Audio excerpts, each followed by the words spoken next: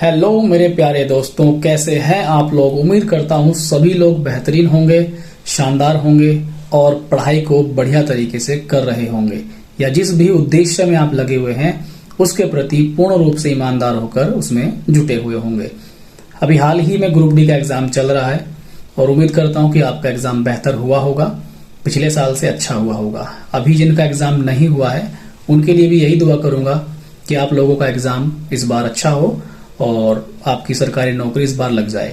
दोस्तों, इस दुनिया में बहुत सारे काम हैं करने के लिए और बहुत सारे लोग हैं आपको क्रिटिसाइज करने के लिए, आपकी बुराई करने के लिए।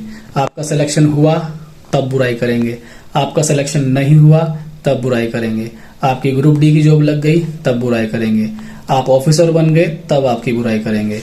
मतलब कुछ लोगों को बुराई करनी ही होती है।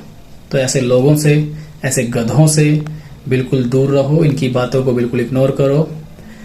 हर व्यक्ति का दिन आता है, आपका भी दिन आएगा, आपका भी समय आएगा। जो भी आपने सोचा है वो पूरा जरूर होगा। बस शिद्दत से, मेहनत से, ईमानदारी से उसमें लगे रहिए। घबराओ बिल्कुल मत। आज समय जो भी है कल बदल जाएगा।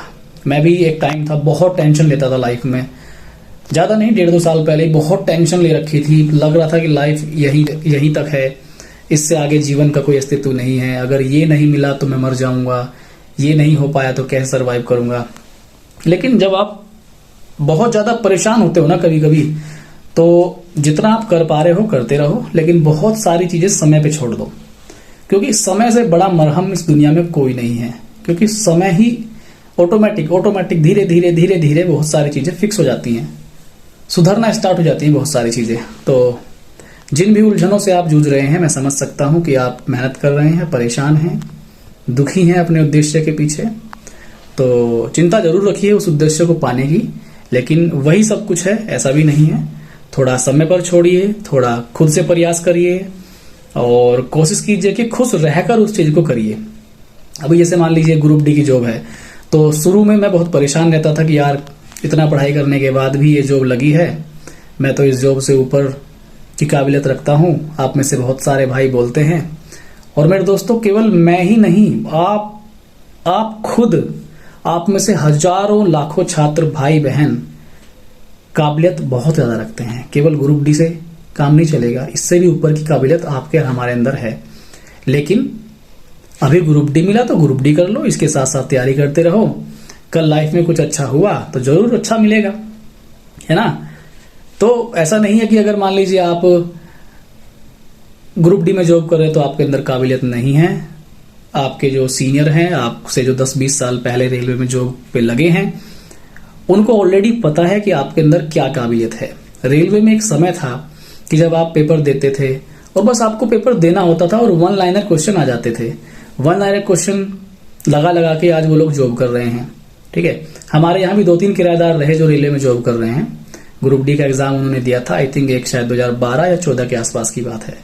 तो 2 लड़के हमारे यहाँ रहते थे, और जब वो 2018 का 19-20 जो 18 के बाद वैकेंसी आई, उनका एग्जाम दे के आए तो उनकी आंखें फटी की फटी रह गई कि ये ग्रुप डी का ही पेपर है। तो उनको यकीन नहीं हुआ अपने ऊपर। तो समय के साथ बदल रही हैं बहुत सारी चीजें, ठीक है। तो इतनी पढ़ाई में पहले बहुत बढ़िया बढ़िया एग्जाम निकल जाते थे, लेकिन अब उतनी पढ़ाई करके ग्रुप डी निकालने में भी कठिनाई हो रही है। तो ये टाइम है, प्रतिस्पर्धा का टाइम है, कंपटीशन का टाइम है। तो अपनी काबिलियत पे कभी शक मत कीजिए, अपने ऊपर कभी डाउट मत कीजिए। हो सकता है आपकी तैयारी कम हो, तैयारी को सुधारिए। हो सकता है आपके अंदर कुछ कमी हो, उस पर काम कीजिए और लाइफ में आगे बढ़ते रहिए। और सबसे बड़ी बात, खुश रहिए, ठीक है। मुझे भी कमेंट में लोग बात कह देते हैं मजदूर जैसा लग रहा है, हाँ शक्ल कैसी हो गई है, काले लंगूर जैसी। तो कोई बात नहीं भाई, होने तो क्या दिक्कत है। और जो भाई मेरा भाई कह रहा है कहने तो, ठीक है, क्या फर्क पड़ता है इन चीजों से, हमें तो पड़ता नहीं कोई फर्क। कहने तो कम से कम कुछ तो कह रहा है ना आपके बारे में, ठीक। और अगर रंग काला हो गया मान लो आपका या मेरा ग्रुप डी की नौकरी करते हुए, तो क्या काला रंग खराब होता है क्या? हाँ बताओ, क्या दुनिया के सारे काले लोग खराब हैं? रंग ही तो, अरे रंग से क्यों किसी को जज करते हो तुम? उसके काम से, उसकी नीयत से, वो आपके लिए क्या चाहता है, वो आपके लिए क्या सोचता है, या उसके अंदर क्या वैल्यूज हैं, उससे आदमी की कीमत होनी चाहिए, है ना। तो रंग काला हो गया है, दाढ़ी बढ़ गई है, मजदूर जैसा लग रहा है, तो उसमें मतलब फिर आप एक सही इंसान नहीं है अगर किसी के बारे में अगर आप ऐसा कह रहे हैं। चलो हम तो ग्रुप डी हैं, ट्रैकमैन हैं, नौकरी कर रहे हैं, सरकारी नौकरी कर रहे हैं, सेंट्रल गवर्नमेंट के एम्प्लॉय हैं।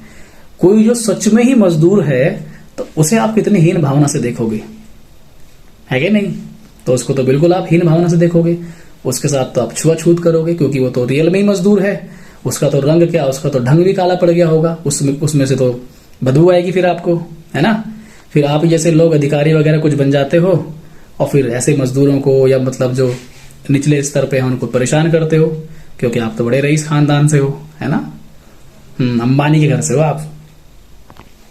तो क्रिटिसाइज करना दूसरों को बंद करो, ठीक? अपने हक की आवाज लड़ते रहो और खुश रहो, लाइफ में मस्त रहो, तैयारी करते रहो। एक चीज और, मैं ये सोच रहा हूँ कि आपसे लाइव बात किए हुए काफी टाइम हो गया, काफी टाइम से आपसे बात नहीं कर पाया लाइव आए हुए।